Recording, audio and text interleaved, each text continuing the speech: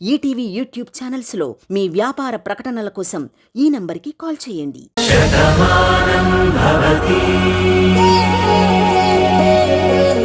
నా మంచేంటో నాకు తెలుసు. నువ్వు నా నుంచి ఎలాంటి నిజాలు తెలుసుకోవాలనుకుంటున్నావు కూడా నాకు తెలుసు. కానీ ఈ విష్ణుమూర్తి నువ్వు అనుకున్నంత పిచ్చివాడు కాదు.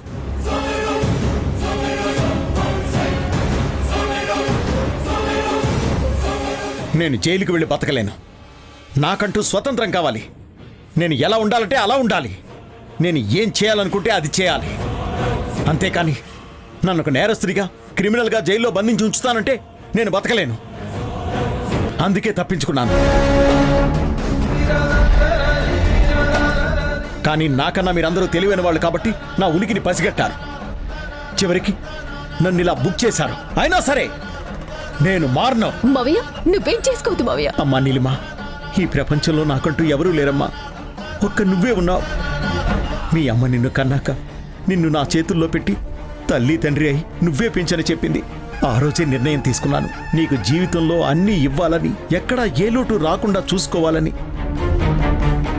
కానీ నేనేమీ చేయలేకపోయాను. చివరికి ఇలా దోషిలా మిగిలిపోయాను. నీ కోసం చేసే ప్రతి ప్రయత్నంలోనూ నేను ఫెయిల్ అవుతూనే వచ్చానమ్మా. నీ విషయంలో నేను చేసిన తప్పుకి నన్ను మన్నించమ్మా. నిన్ను కూడా వదిలి నేను వెళ్ళిపోతున్నాను. జాగ్రత్తగా ఉండమ్మా. ఏం చేస్తున్నారు విష్ణుమూర్తి గారు? లొంగిపోండి. మీరింక తప్పించుకోలేరు. లొంగిపోవాల్సిందే. చూడు భాను, లొంగిపోతే నా జీవితం జైల్లో గడిచిపోతుంది. ఆ బతుకు నాకు నచ్చకే కదా బయటికి ఇలా వచ్చేసింది. మళ్ళీ అక్కడికి వెళ్లాల్సి వస్తే నేను వెళ్లే దారేంటో నేనే నిర్ణయించుకున్నాను. మావయ్య, దయచేసి నువ్వేం చేసుకోకు. నా మాట విను. ఏ!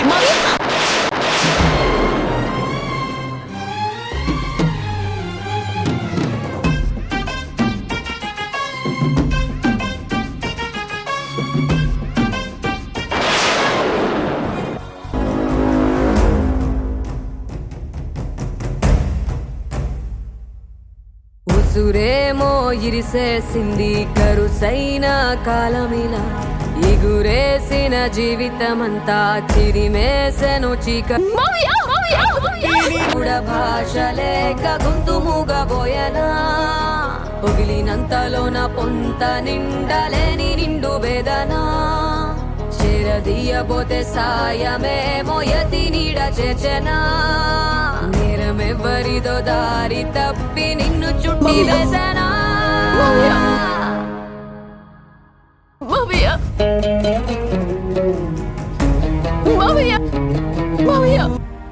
పోలికలని పొరలలోన అడుగులు ఉన్నా, పొరపడిన పగకు నేనే పావును కానా. దోషమేది చేయకున్నా దోషిలాగా ఉన్నా, పాసమున్న ప్రేమలన్నీ నెలరాలుతున్నా. ముందు చూపు లేక చేసే సాయం నింద మోసి నిండుకుందా.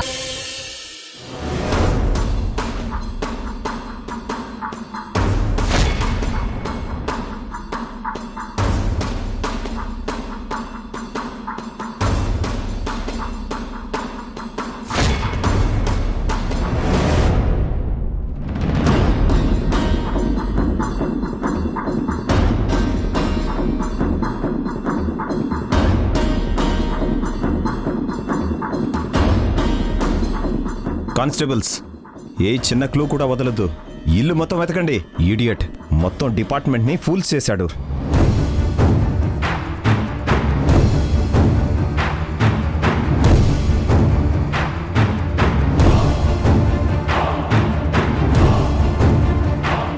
ఏంటి నాన్న ఇది? మీకు ఒక ఫోన్ కాల్ వస్తుంటే మీరు మాతో చెప్పాలి కదా. అన్నయ్య కాదని నేను చెప్పేదాన్ని కదా. అన్నయ్య మీకెందుకు ఫోన్ చేస్తాడు?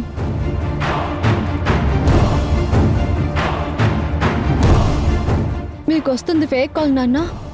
మీతో ఎవరో ఆడుకుంటున్నారని నేను మీతో చెప్పేదాన్ని కదా. కనీసం ఈ విషయం ముందు మాకు చెప్పుంటే పరిస్థితి ఇంతవరకు వచ్చేది కాదు కదా. ఆ విష్ణుమూర్తి చూడండి ఎంత నాటకం ఆడాడు. అన్న ఇలా వాడు నటించడం ఏంటి, మీతో ఫోన్లో మాట్లాడడం ఏంటి, మీరు వెళ్ళడం ఏంటి నాన్న? అసలు ఎందుకు నాన్న నా దగ్గర దాచారు? ఈ విషయం కనీసం నాకు తెలుసుంటే మీకు ఫోన్ చేస్తుంది అన్నే కాదని నేనే మీకు ధైర్యం చెప్పేదాన్ని. ఛా, పరిస్థితి ఇంతవరకు రాకుండా అప్పుడే ఆపేదాన్ని. ఇది అసలు మీ అన్నయ్య చేసిన కాల్ కాదని నువ్వెలా చెప్పగలవు?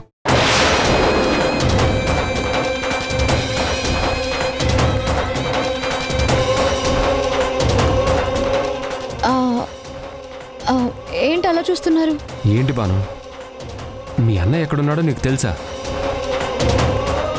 అవును, శివ ఎక్కడున్నాడో నీకెలా తెలుసు? లేదు నాన్న, అయినా మీకెందుకు అనుమానం వచ్చింది? నువ్వు మాట్లాడుతుంటే ఎవరికైనా అదే అనుమానం వస్తుంది బాను. ఫోన్ చేస్తున్నది శివ కాదని నేను చెప్తాను అని నువ్వు అంత కన్ఫామ్గా చెప్తున్నావంటే మీ అన్నయ్య శివ ఎక్కడున్నాడో నీకు తెలిసినట్టే ఉంది కదా. నువ్వు మాట్లాడుతున్న మాటలు వింటూ ఉంటే రియల్గా తను ఎక్కడున్నాడో నీకు తెలిసేమోనని నేను మావయ్య షాక్ అయ్యాం. లేదండి, నా ఉద్దేశం అన్నయ్య ఎక్కడున్నాడో నాకు తెలుసని కాదు.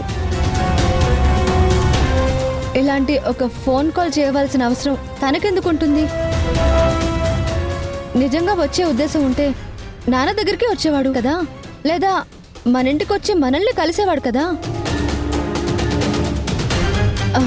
అంతేకాని ఇలా ఫోన్ చేసి దాగుడు మూతలు ఎందుకు ఆడతాడు? అలా ఎందుకు ఆలోచించకూడదని నాన్నకి చెప్పాలనుకున్నాను. అంతేకాని అన్నయ్య గురించి నాకెలా తెలుస్తుంది? నిజమే బాను, నీకు తెలిస్తే నువ్వు నాకు చెప్పేదానివి కదా. ఇన్నేళ్లలో అమ్మ బాధపడుతోంది శివ చేసిన పని వల్లే కదా. అలాంటి శివ ఎక్కడున్నాడో తెలిస్తే నువ్వు మా దగ్గర ఎందుకు దాస్తావు? ఆ రోజు దూరమైన శివ ఈరోజు మనతో ఉంటున్న పార్దు అన్నయ్య అని ఈ నిజాన్ని మీకు ఎలా చెప్పాలో, ఏ సందర్భంలో బయట పెట్టాలో నాకు అర్థం కావట్లేదు. ఈ రహస్యం నీలిమకి కూడా తెలుసు. అందుకే ఆ విష్ణుమూర్తి ఇలా నాటకం ఆడినట్టున్నాడు. అసలు వీళ్ళకి ఇంత సాయం చేసింది ఎవరు? ముందు వాళ్ళ గురించి ఎంక్వైరీ చేయాలి.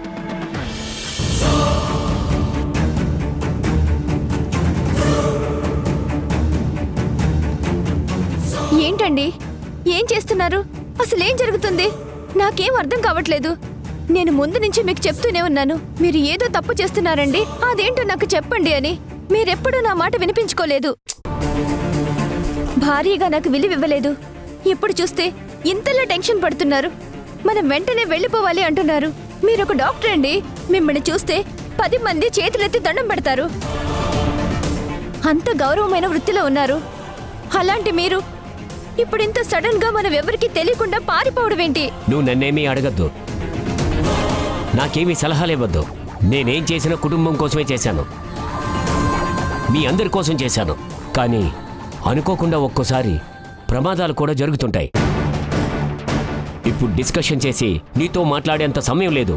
ఏ క్షణాన్నైనా పోలీసులు ఇంటికి వస్తారు. వచ్చారు అంటే నా జీవితం మొత్తం జైల్లో చెప్పుకూడు తినడమే అవుతుంది. ముందు మనం అర్జెంటుగా వెళ్ళాలి. లేదండి, తప్పు చేసి ఎంత దూరం పారిపోతారు? ఎన్నాళ్ళని తప్పించుకోగలుగుతాం? అట్లీస్ట్ పోలీసులకైనా లొంగిపోండి. మీ తప్పేమీ లేదని నిరూపించుకోండి. అంతేకాని ఇలా పారిపోవడం కరెక్ట్ కాదండి. ఇంకేం మాట్లాడుకు శ్రీలక్ష్మి. నేనేం చేయాలో నాకు తెలుసు. నిన్ను పాపని ఎలా కాపాడుకోవాలో కూడా నాకు తెలుసు. మర్యాదగా నాతో రా, మర్యాదగా నాతో రా.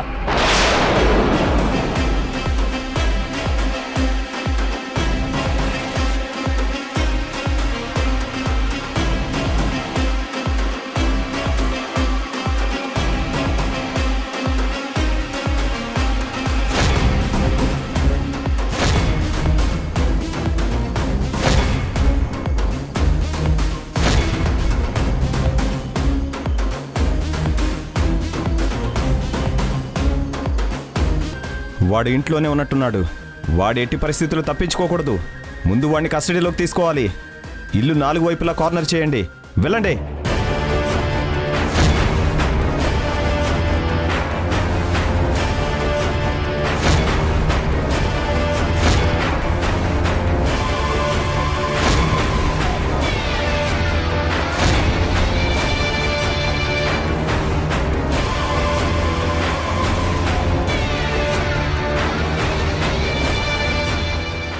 డామిట్, తప్పించుకున్నాడు వాడు.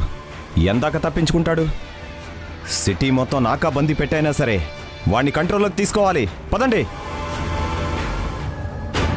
ఏంటమ్మా నువ్వు అనేది? ఈ నాటకం వెనకాల నీలిమ హస్తం ఉందంటావా? అవునన్నయ్య, నాకెందుకో నీలిమ చేయి లేకుండా ఆ విష్ణుమూర్తి ఇంత పని చేస్తాడని నేనైతే ఊహించుకోవట్లేదు.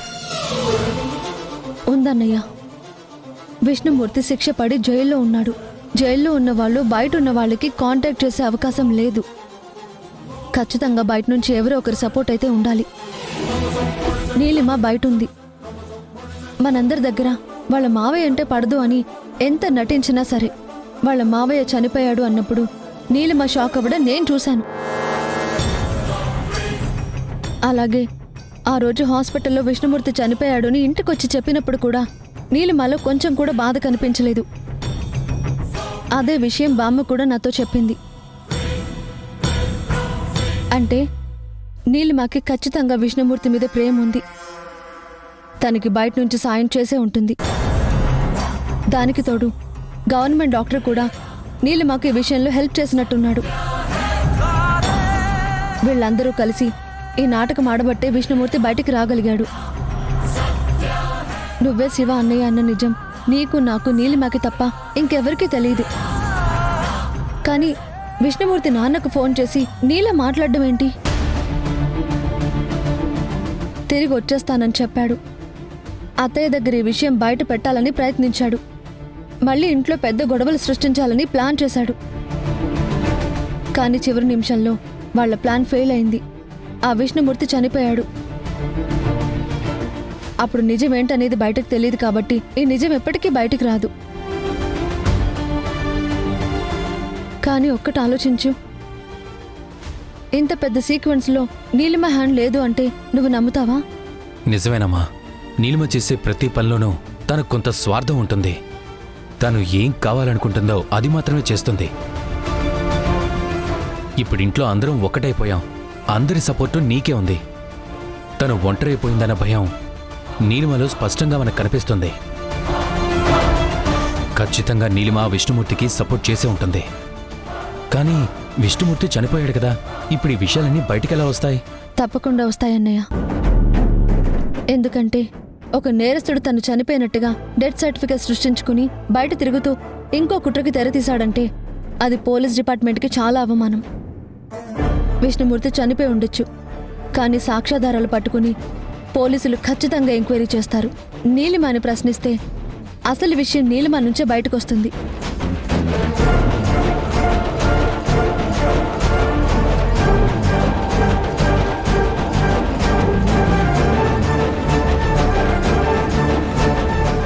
నమస్తే మేడం. నమస్తే అండి. మీ హెల్త్ అంతా ఓకే కదా? బానే ఉంది.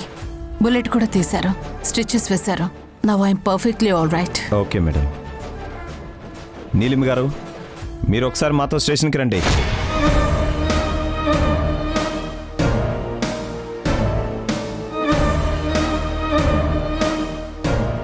ఏంటి సిఐ గారు, నీలిమ స్టేషన్కి ఎందుకు? చూడండి సార్, చనిపోయింది ఈ అమ్మాయి మేనమామ. ఒక క్రిమినల్ తప్పించుకోవడంలో ఖచ్చితంగా తనకి బయట నుంచి ఎవరో సహాయం చేసే ఉండాలి. సో సాయం చేసే అవకాశం ఈ అమ్మాయికి మాత్రమే ఉందని మా అనుమానం. నేనే చేయలేదండి, నాకేం తెలీదు. ఆ రోజు గవర్నమెంట్ హాస్పిటల్లో చనిపోయారని చెప్పగానే నేను వచ్చేసాను. తర్వాత హాస్పిటల్ అప్పగించిన బాడీని మీ పోలీస్ వాళ్లే క్రిమేషన్ కూడా చేశారు కదా. ఇప్పుడు నన్ను అడుగుతున్నారేంటి? చూడండి మేడం, కేసు ఇన్వెస్టిగేషన్ చేస్తున్నప్పుడు మాకు డౌట్ ఉన్న ప్రతి వాళ్ళని మేము ప్రశ్నిస్తాము. అది కేసు ఇన్వెస్టిగేషన్లో ఒక భాగం. సో మీరు ఏ తప్పు చేయకపోతే మీ మీద ఎలాంటి కేసులు ఉండవు, మీకు ఎలాంటి ప్రాబ్లం ఉండదు. ఒకసారి మీరు మాతో స్టేషన్కి వచ్చి మాకు సహకరిస్తే బాగుంటుంది. అది కదా ఎస్ఐ గారు, అసలు నీలిమ. అత్తయ్య, ఎస్ఐ గారు చెప్తున్నారు కదా, తను ఏ తప్పు చేయకపోతే తనకి ఎలాంటి ఇబ్బంది ఉండదు అని. ఆ కేసు ఇన్వెస్టిగేషన్ చేస్తున్నప్పుడు ఇదంతా కామనే కదా. తీసుకెళ్ళనివ్వండి.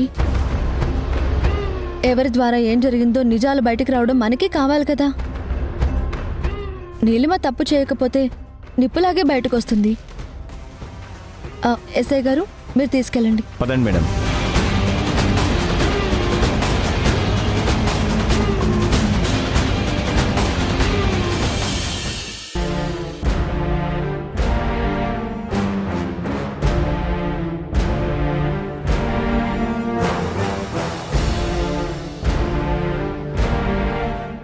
చెల్లెమ్మా మెల్లిగా మెల్లిగా చెల్లెమ్మా. జాగ్రత్త అమ్మా. జాగ్రత్త. రారా.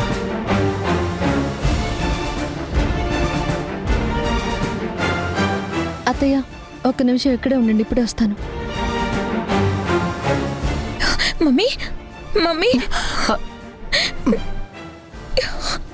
జాగ్రత్త చాందిని, నువ్వు అలా పరిగెత్తుకుంటూ రాకూడదు. ఇప్పుడు ఏమైందని నువ్వెందుకింత కంగారు పడుతున్నావు? చూడు, అసలే నువ్వు వట్టి మనిషివి కాదు. ఇలా పరిగెత్తుకుంటూ బయటికి రావచ్చా చెప్పు? నీకేమైనా అయితే? ఎప్పుడు మా గురించి ఆలోచిస్తావా మమ్మీ? నీ గురించి ఆలోచించుకోవా? నీకిలా జరిగిందని తెలిసిన దగ్గర నుంచి నేనెంత భయపడ్డానో తెలుసా? హాస్పిటల్కి వద్దామనుకుంటే పార్దు వద్దన్నాడు.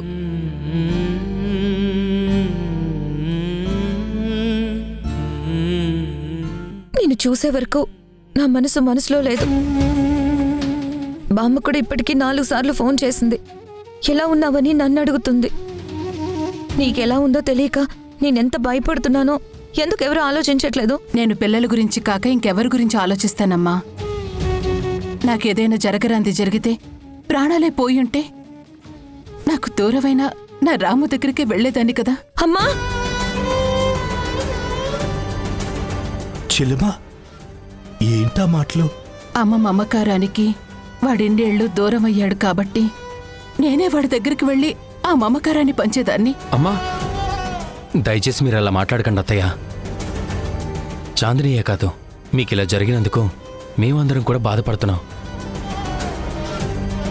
మేము ఆ బాధని మనసులో దాచుకున్నాం. చాందిని దాచుకోలేక బయటకు అడిగేసింది, అంతే. చూడమ్మా, అమ్మకు దెబ్బ తగిలింది అంతేగాని ఇంకేమీ జరగలేదు. ఏ తల్లికైనా తన కన్నపిల్లల మీద ఎక్కువ మమకారం ఉంటుంది. మీకు చిన్న గాయం అయితే తల్లి గుండె ఆగినంత పని అవుతుంది. పిల్లల కోసం చేసే త్యాగంలో ప్రాణాలను సైతం లెక్క చేయని గొప్ప మనసే అమ్మ ప్రేమంటే.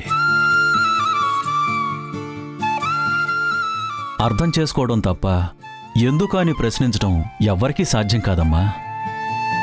అయినా ఇదంతా నా వల్లే జరిగింది. నా ప్రాణాలు కాపాడడానికొచ్చి చెల్లెమ్మ తన ప్రాణాల మీదకి తెచ్చుకుంది. చెల్లెమ్మ అక్కడికి రాకుండా ఉండుంటే బాగుండేది. అదేంటి మావయ్య అలా అంటారు? ఆ విష్ణుమూర్తి మిమ్మల్ని అడ్డు పెట్టుకుని ఏదో పెద్ద నాటకం ఆడాలనుకున్నాడు. తను అనుకున్న జరగనప్పుడు ప్రాణాలు తీయడానికి కూడా వెనకాడని దుర్మార్గుడు వాడు. అలాంటి దుర్మార్గుడి దగ్గరికి మీరు ఒంటరిగా వెళ్ళడమే తప్పు. కనీసం ఎవరికి మీరు మాట కూడా చెప్పలేదు. చివరి నిమిషంలో మేము తెలుసుకున్నాం కాబట్టి, భాను అమ్మ అన్ని విషయాలు కనిపెట్టారు కాబట్టి మిమ్మల్ని అమ్మని కాపాడుకోగలిగాం. లేదంటే పరిస్థితి ఇంకోలా ఉండేది.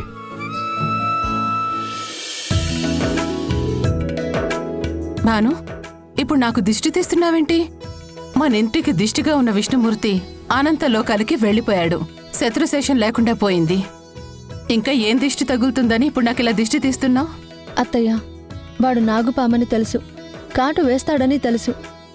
మీ ప్రాణాలు తీయడానికి ముందే ప్రయత్నించాడు.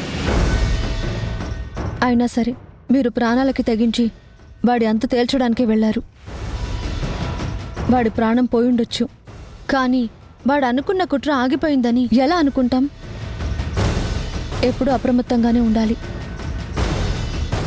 అలాంటి వాళ్ళ ఉనికి కూడా ప్రమాదమే. వాళ్ళు ఉన్నా లేకపోయినా వాళ్ళ ఊహలు ఇంకా మన చుట్టూ తిరుగుతూనే ఉంటాయి. మీ మీద ఎలాంటి చెడు దృష్టి సోకకూడదని ఈ దిష్టి తీస్తున్నాను అత్తయ్య.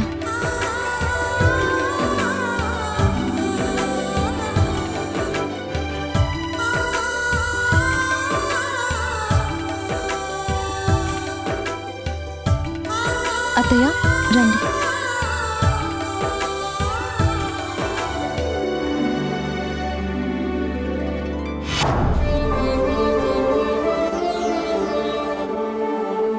మమ్మీ, నువ్విలా కూర్చో, నీకు జ్యూస్ తీసుకొస్తాను. అరే చూడు చాందిని, నా గురించి ఆలోచించడానికి భాను ఉంది. నాకేమీ కాకుండా చూసుకోవడానికి మీరందరూ ఉన్నారు. ఈ ధైర్యం నాకు చాలు. అనవసరంగా నువ్వెక్కువ టెన్షన్ పడకు, సరేనా?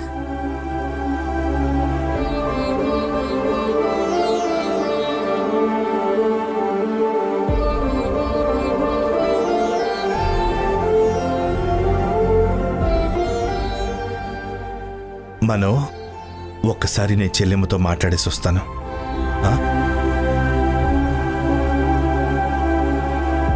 అన్నయ్య చెల్లెమ్మ కూర్చో కూర్చో.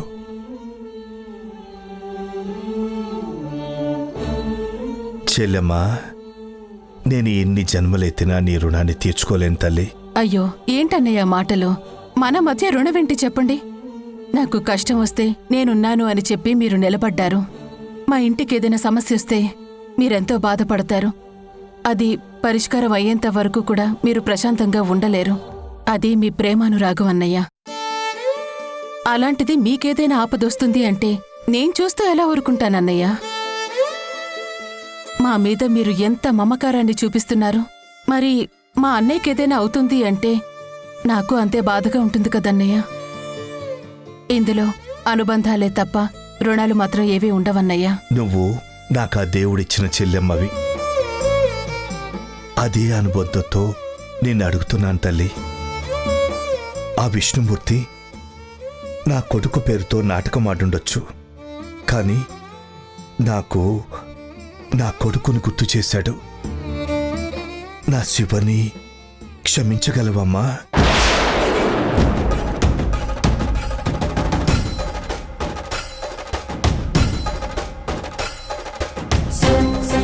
లేదన్నయ్యా, నేను మీ కొడుకుని క్షమించలేను.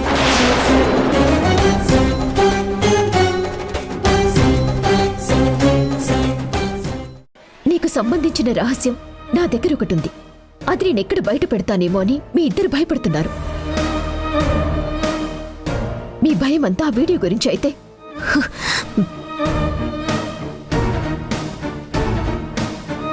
ఇదిగో, దీన్ని నీ చేతులతో నువ్వే డిలీట్ చేసుకో. ఇది నాకు అవసరం లేదు. ఇంకా ఏంటి చూస్తున్నావు భాను? డిలీట్ చేయని చెప్పాను కదా.